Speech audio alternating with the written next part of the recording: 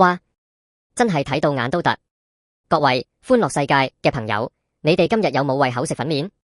定係諗起啲肥嘟嘟、光猛猛嘅老鼠喺廚房開大餐？冇錯，今日我哋要講呢單震撼大埔兼紅爆全網嘅老字號粉麵店鼠中風波。一間街知巷聞嘅小店，俾人影到老鼠喺食材桶上開派對，後巷仲放滿蒸飯同廚餘相伴。究竟係衛生崩壞定係有人惡意造假？食環署快手巡查警話未見鼠啫。呢場羅生門真係精彩過電視劇。近日網上瘋傳片長20秒，見到6隻老鼠喺大埔一間老字號粉麵店廚房狂啃食材，後巷更被影到蒸飯放垃圾旁。店家道歉話放飯疏忽，但反指薯片係 AI 造假，已報警。食環署巡查後檢控食物室不潔，認有鼠迹但未捉到老鼠。事件引爆全城熱議，網民怒轟老鼠肥到似熟客。店家發聲明認後巷放飯唔啱，但堅稱薯片係 AI 合成惡意誹謗。拍片網民即反擊，我有原片，歡迎對質。食環署快手出動，檢控食物室不潔，話有鼠迹但未見真鼠，同時加強附近滅鼠。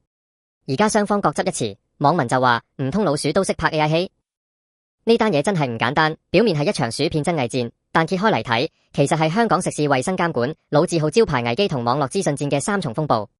等我哋慢慢剖開嚟講。第一，衛生監管係快而不狠，定係隻眼開隻眼閉？今次食環署反應算快，一日內派人巡查兼檢控食物室不潔，值得一讚。但奇怪在，署方話未發現鼠隻活動，但有懷疑鼠迹。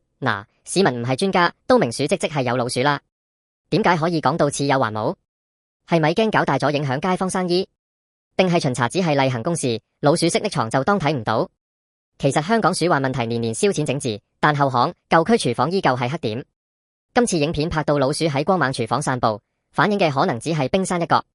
如果監管繼續停留在檢控了事，而唔係徹底追查鼠源同衛生系統漏洞，恐怕下次唔係影片瘋傳，而係集體食物中毒先上頭條。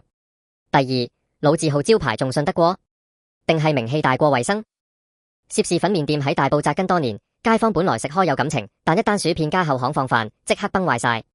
店家道歉認疏忽，本來可以止血，但轉身竟指控影片係 AI 造假，已報警追究。呢招反守為攻惹嚟更大反彈，網民怒轟當市民盲嘅。AI 合成到老鼠鬚都喐埋，老字號依賴口碑生存，今次處理手法卻被指卸膊多過整改，仲可能告錯人令公關災難升級。其實香港唔少傳統食肆困於舊式廚房同管理文化，衛生標準追唔上新時代，與其急住否認，不如學下連鎖店點樣透明化廚房，引入第三方檢查。招牌再老，唔夠乾淨都只會變成老鼠樂園代言人。第三，網絡時代真定假點分辨？市民仲信邊個？今次最大爭議係薯片真偽。店家拋出 AI 合成論，的確撞正而家 deepfake 泛濫嘅潮流，唔少人會諗會唔真係造假，但拍片者企硬有原檔，仲挑機叫店家對質。網民亦發現影片細節似足實景，令 AI 說顯得牽強。呢場資訊戰反映一個危機，而家無論爆醜聞定澄清，都可以用 AI 造假做擋箭牌，令真相越嚟越模糊。市民睇得多，可能麻木到乜都唔信，最後受害嘅係整體食品安全信任。政府同執法部門其實有必要介入，用技術驗證片源，而唔係等雙方打口水戰。否則下次真係有人用 AI 抹黑商戶，定係商戶用 AI 掩飾過失，普通市民根本冇能力判斷。第四，街坊聲音同監察力量點樣不被消音？今次事件最初係由網民影片踢爆，後巷放飯商亦係街坊影到，反映民間監察其實好重要。但店家一報警，唔少人可能驚惹官非而收聲。香港一直鼓勵市民舉報衛生問題，但如果舉報完反被控誹謗，邊個仲敢出聲？食環署今次雖然檢控，但語氣偏溫和，冇大力表態支持舉報者，難免令街坊心淡。其實政府可以更明確保障合理監察嘅市民，同時加快公開巡查結果，等公眾一齊監督整改。否則淨係靠官員突擊檢查，老鼠神早走佬啦。總結嚟講，今次風波唔止於一間店有冇老鼠，而係揭開咗衛生監管嘅軟肋、老字號嘅管理傲慢、網絡真偽戰嘅亂局，同民間監察嘅無力感。香港人對食肆衛生一向高要求，唔係因為揀飲擇食，而係基本健康權利。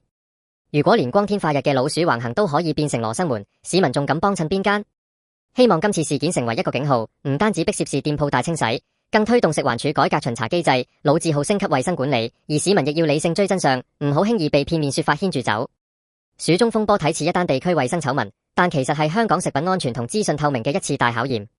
食環署檢控快，但結論曖昧，店家道歉卻反指造假，市民睇到一頭霧水。長遠嚟講，政府必須強化巡查同公開衛生評級，老字號亦要放下身段徹底整改，而網絡資訊真偽更需要權威驗證機制。無論如何，市民最簡單嘅願望只係食碗粉麵，唔使同老鼠共享。希望大家繼續監察，唔好讓衛生標準鼠阻去。多謝大家收睇歡樂世界。今次鼠中羅生門，你哋信店家 AI 說定騙主真騙？留言話我知，記得訂閱、點讚、分享，我哋會繼續追蹤政府點樣整治鼠患同食安漏洞。下集再同大家探討更多貼地熱話，拜拜。